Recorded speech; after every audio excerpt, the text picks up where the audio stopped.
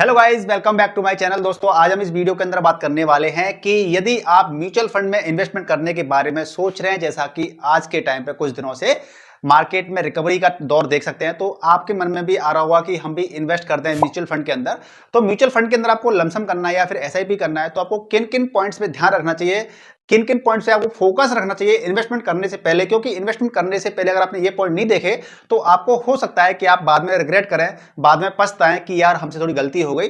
यानी कि वीडियो काफी इंफॉर्मेटिव है, वीडियो को जल्दी से वीडियो पूरा देखेगा और वीडियो को जल्दी से लाइक शेयर, और चैनल पर नए तो चैनल को सब्सक्राइब कर लीजिए। देखिए, सबसे पहला पॉइंट क्या है, हमें नोटिस करना है वो ये है कि हमें इन्वेस्टमेंट गोल, हमारा इन्वेस्टमेंट गोल क्या है। हम जब इन्वेस्टमेंट करते हैं म्यूचुअल फंड के अंदर, तो हमारा जो गोल होगा ना, उस गोल के अकॉर्डिंग, यानी गोल जितना क्लियर होगा उतना ही बेहतर तरीके से हम क्या कर सकते हैं, प्लान कर सकते हैं, इन्वेस्टमेंट की प्लानिंग कर सकते हैं। और जितनी अच्छी प्लानिंग होती है, हमारे रिटर्न भी उतने ही ज्यादा अच्छे बन सकते हैं, क्योंकि प्लानिंग पर डिपेंड करता है। अब देखिए, आपका क्या हो सकता है गोल, आपका शॉर्ट टर्म गोल भी हो सकता है। शॉर्ट टर्म गोल है, शॉर्ट टर्म गोल क्या है कि भैया मुझे अगले 5 साल के अंदर मुझे कोई 2 व्हीलर लेनी है, 4 व्हीलर लेनी है, ठीक है ना। एक लॉन्ग टर्म गोल हो सकता है कि मुझे घर लेना है, ठीक है जी, घर लेना है, मुझे रिटायरमेंट प्लान करना है, रिटायरमेंट प्लान करना है।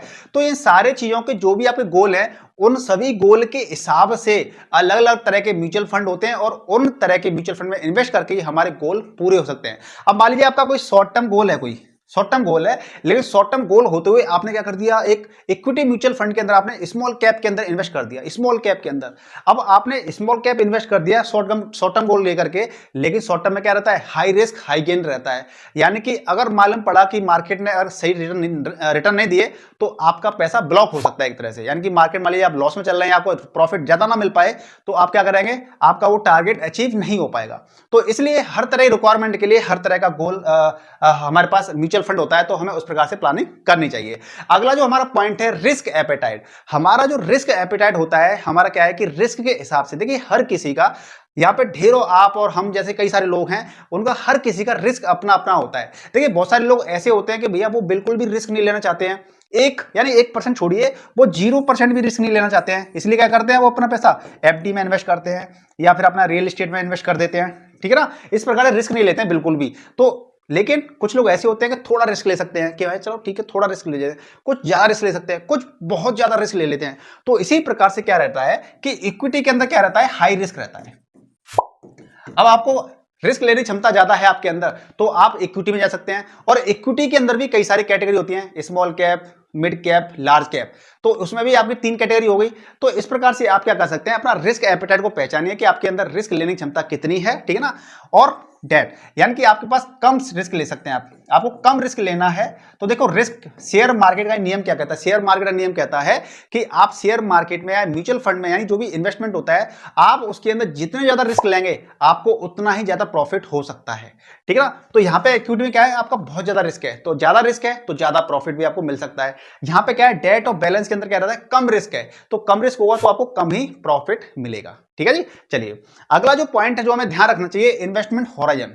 जो इन्वेस्टमेंट का होराइजन है, हमें यह ध्यान रखना चाहिए, क्योंकि हमें अगर इन्वेस्टमेंट पहले से अगर हमारा अगर डिसाइड रहेगा कि मुझे 2 साल के लिए इन्वेस्ट करना है, तो 2 साल के हिसाब से मेरे अलग तरीके के म्यूचुअल फंड होंगे, 5 साल के हिसाब से अलग तरह के म्यूचुअल फंड होंगे, 10 ईयर के हिसाब से अलग तरह के म्यूचुअल फंड होंगे, ठीक है ना, 15 के अलग से होंगे। तो इस प्रकार से हमारा जो टाइम फ्रेम होता है वो अलग अलग होना चाहिए। जैसे कि आपने देखिए, बच्चों की स्टडी की तैयारी करनी है, और बच्चों की स्टडी के लिए वो 10 साल है आपके पास, तो बच्चों के लिए अगर प्लानिंग करनी है, 10 साल है आपके पास, तो इस तरह कैटेगरी में आपका गोल क्लियर है, तो आप इस तरह से आप पैसा इन्वेस्ट करेंगे, गोल आपका क्लियर है, और आप उस तरह के म्यूचुअल फंड में इन्वेस्ट करेंगे।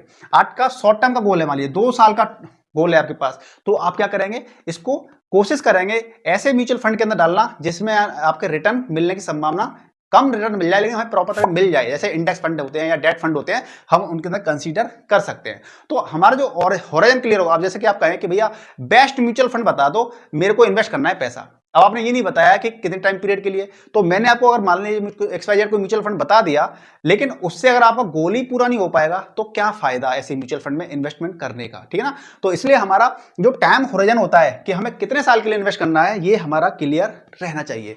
अगला जो पॉइंट हमें ध्यान देना है, टाइप्स ऑफ फंड। जब भी हमें म्यूचुअल फंड के अंदर इन्वेस्ट करना है, ऐसा नहीं कि कोई वीडियो देखा और आपने जस्ट उस वीडियो के देख करके इन्वेस्ट कर दिया आपने XYZ म्यूचुअल फंड के अंदर।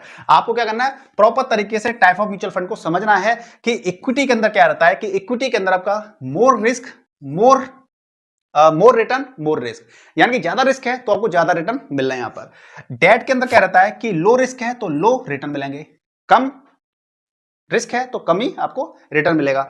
इसी तरीके से आपका हाइब्रिड में क्या रहता है, हाइब्रिड के अंदर आपका रिस्क भी है यानी कि लो रिस्क भी आता है आपका, दोनों चीजें आपको मिल सकती हैं। यानी कि हाइब्रिड में क्या है, आपको रिटर्न भी ज्यादा मिल सकते हैं और रिटर्न आपका ज्यादा भी हो सकता है, दोनों चीजें हैं इसके अंदर, ठीक है ना। जैसे कि पारंपरिक फ्लेक्सी कैप फंड है, ठीक है ना, तो उसके अंदर डेट का भी पार्ट पड़ा हुआ है, तो इसलिए वहां पे क्या है, डेट भी पार्ट पड़ा हुआ है, तो इसलिए वहां पे गिरावट कम दर्ज हुई थी, ठीक है ना, कम गिरावट दर्ज हुई थी इस म्यूचुअल फंड के अंदर।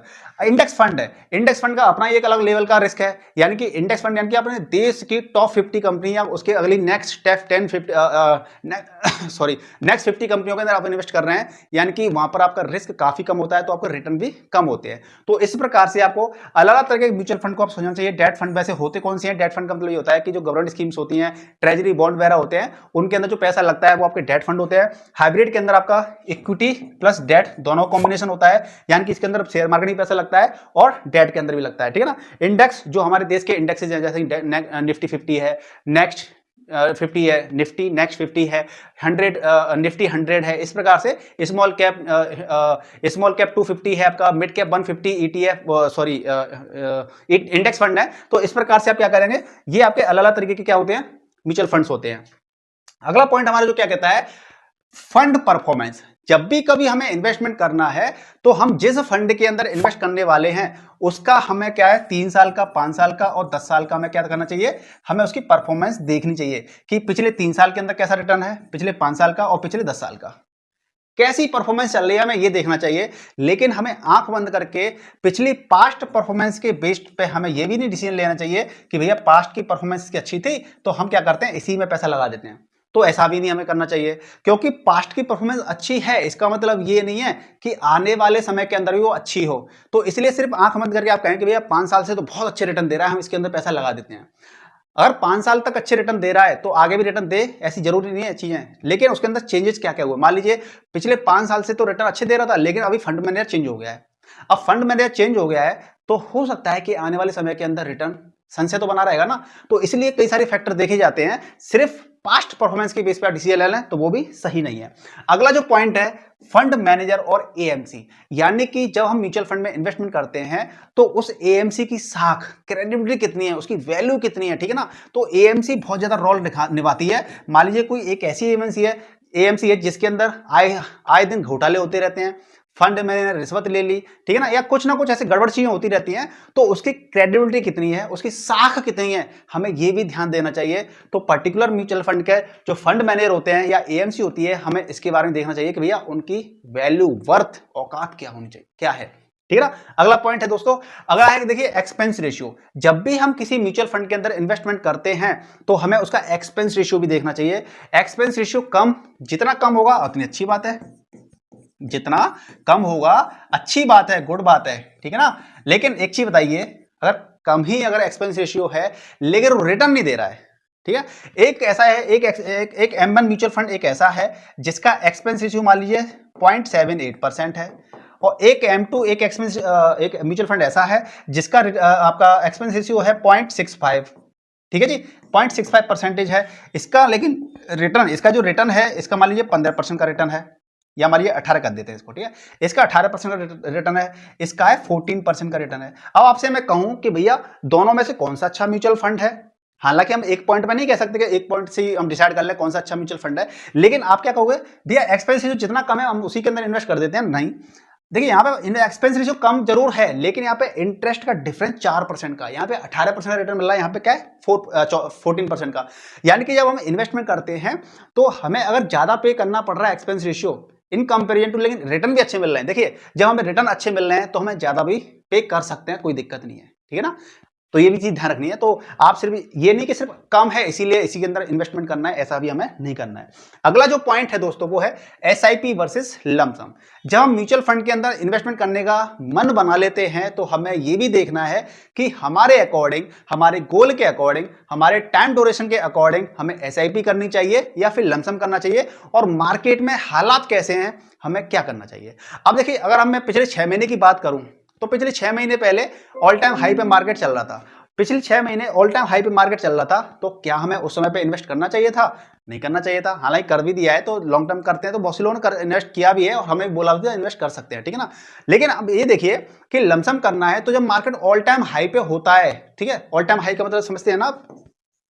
बहुत से लोग एक्चुअली बहुत से लोग नए व्यूअर भी होते हैं, इसलिए ऑल टाइम मतलब शेयर मार्केट हमारा यहाँ पे चल रहा है, तो हमें यहाँ पे इन्वेस्ट करने से थोड़ा बचना चाहिए लमसम अमाउंट इन्वेस्ट करने से। लेकिन अभी मार्केट क्या है, यहाँ पर है, तो हम यहाँ पे लमसम कर सकते हैं, ठीक है ना, कोई दिक्कत नहीं, एक अपॉर्चुनिटी हमारे पास कर सकते हैं। एसआईपी चाहे आप यहाँ पे स्टार्ट कीजिए, यहाँ पे कीजिए, कहीं पे भी स्टार्ट कीजिए, एसआईपी आपके लिए परफेक्ट रहती है। लेकिन अगर आपके पास पैसा है, इस समय पे आपके पास पैसा है 1 लाख 2 लाख 5 लाख 10 लाख 50 लाख, और आप चाहते हैं कि भैया मुझे ना एक साथ पैसा लगाना है, तो एक साथ पैसा लगाना है और मार्केट भी अगर अच्छी कंडीशन पे है, तो आप उस पैसे को 1-2 महीने 3 महीने के अंदर पूरे पैसे को डिप्लॉय कर सकते हैं, लगा सकते हैं, ठीक है ना। लेकिन आपका पास पैसा नहीं है इकट्ठा, आप एक साथ इकट्ठा पैसा नहीं लगाने के लिए, तो आपकी सैलरी से आपका जो इनकम धंधा पानी होता है उससे पैसा आता है, तो आप क्या करेंगे, फिर एसआईपी आपके लिए अच्छी बात है, ठीक है ना। तो एसआईपी आप कभी भी स्टार्ट कर सकते हैं, नो डाउट, लेकिन लमसम करने के लिए आपके पास एक साथ पैसा होना चाहिए आपके पास। अगला और आखिरी जो पॉइंट है, हमारे 2 पॉइंट हैं यहाँ पर, 9वां 10वां, टैक्सेशन। यानी कि देखिए टैक्सेशन से तो रूल ये होता है कि कोई भी म्यूचुअल फंड में इन्वेस्टमेंट करते हैं तो इक्विटी, डेट और हाइब्रिड म्यूचुअल फंड, इन पे अलग अलग तरीके के टैक्स लगते हैं। इक्विटी की बात कर लेते हैं, तो आप short term capital gain, short term capital gain में क्या रहता है, एक साल से पहले आप जो भी प्रॉफिट, जो भी आप म्यूचुअल फंड में पैसा निकालते हैं, जो पैसा निकालते हैं, वहां पर आपका क्या होगा, जो प्रॉफिट होता है वहां पे आपका 20% का टैक्स लग जाता है, शॉर्ट टर्म कैपिटल गेन जो प्रॉफिट होता है उस पर। लेकिन लॉन्ग टर्म कैपिटल गेन क्या होता है, लॉन्ग टर्म कैपिटल गेन होता है कि एक साल के बाद में आप उस पैसे को निकालते हो, तो उस पर आपको 12.5% का टैक्स देना पड़ेगा। लेकिन 1.25 लाख रुपीज की आपको क्या मिल जाएगी, एक्सटेंशन मिल जाएगा, यानी छूट मिल जाएगी। तो मान लीजिए आपका प्रॉफिट हुआ है 2 लाख का, आपने एक साल के बाद पैसा निकाला, 2 लाख का प्रॉफिट हुआ, तो 1.25 आप घटा दीजिए इसमें से 0.75, यानी कि इतने लाख रुपए, यानी कि 75,000 रुपए पे आपको क्या करना पड़ेगा, 12.5% का टैक्स देना पड़ेगा, ठीक है, इस प्रकार से। अगला है दोस्तों वेरी इंपॉर्टेंट, रेगुलर और डायरेक्ट प्लान। रेगुलर और डायरेक्ट प्लान में डिफरेंस क्या होता है, जो मेजर डिफरेंस होता है वो होता है आपका एक्सपेंस रेशियो का। तो जो एक्सपेंस रेशियो क्या होता है कि जो डायरेक्ट प्लान लेते हैं, जो हम ऐप के थ्रू लेते हैं या फिर डायरेक्ट हम एएमसी की वेबसाइट से लेते हैं या एएमसी से बाई करते हैं, वो हमें डायरेक्ट प्लान मिलते हैं। यहाँ पे क्या रहता है, मान लीजिए 80% का हमारा टैक्स है, यहाँ पे एक्सपेंस रेशियो है, तो यहाँ पर क्या होगा, 1.5 से लेकर के 1.8% होगा यहाँ पे एक्सपेंस रेशियो। यानी डिफरेंस, जो मेजर में डिफरेंस देखोगे आप, 1% का डिफरेंस आ जाता है यहाँ पर। तो यहाँ पे ये क्या होता है, यहाँ पे जो म्यूचुअल फंड डिस्ट्रीब्यूटर्स होते हैं या फिर आप किसी बैंक से आप बाई करते हैं, तो आपको रेगुलर प्लान मिलता है, तो यहाँ पे ये डिफरेंस आ जाता है कि यहाँ पे आपको ज्यादा पे करना पड़ता है, यहाँ पर आपको कम पे करना पड़ता है। जो एक्सपेंस रेशियो के फॉर्म में जो पैसा एक्सपेंस रेशियो के फॉर्म में जो पैसा काटती है ना एएमसी, वो डिफरेंस आ जाता है। लेकिन म्यूचुअल फंड डिस्ट्रीब्यूटर से लेना बुरी बात नहीं होती है, अगर आपको वो सही डायरेक्शन देता है, सही सलाह देता है, सही समय पे आपका मार्गदर्शन करता है कि पैसे को कहाँ लगाना है, कब निकालना, किस में से किस म्यूचुअल फंड से निकाल करके कहाँ पे लगाना है, तो रेगुलर प्लान भी अच्छे होते हैं। लेकिन डिपेंड ये करता है कि आपकी रिक्वायरमेंट कैसी है। अगर आपको रिक्वायरमेंट है तो आप रेगुलर प्लान लीजिए, नहीं तो आप डायरेक्ट प्लान करके खुद से भी इन्वेस्टमेंट कर सकते हैं। तो दोस्तों अब आपको कभी भी इन्वेस्टमेंट करना है म्यूचुअल फंड में, तो आपने ये सारे पॉइंट देख लिए, इन सारे पॉइंट को देखना है, समझना है, तभी आपको म्यूचुअल फंड में इन्वेस्टमेंट करना है। तो मुझे उम्मीद है कि मैंने सारे पॉइंट क्लियर कर दिए हैं, लेकिन फिर भी अगर कोई पॉइंट रह जाता है या कोई चीज क्लियर नहीं हो पाती है, तो आप मुझे कमेंट करके बोल सकते हैं, जिससे कि मैं भी थोड़ा नॉलेज गेन कर सकता हूं आप लोगों से, और कुछ रह गया हुआ तो बाकी व्यूअर्स जो कमेंट रीड करते हैं तो वो भी इस जानकारी को अपडेट कर सकते हैं। तो वीडियो कैसा लगा प्लीज कमेंट कर बताइएगा, वीडियो को लाइक कीजिए, शेयर कीजिए, चैनल पर नए तो चैनल को सब्सक्राइब कीजिएगा। मिलते हैं नेक्स्ट वीडियो में, तो गुड बाय, टेक केयर, जय हिंद, जय भारत।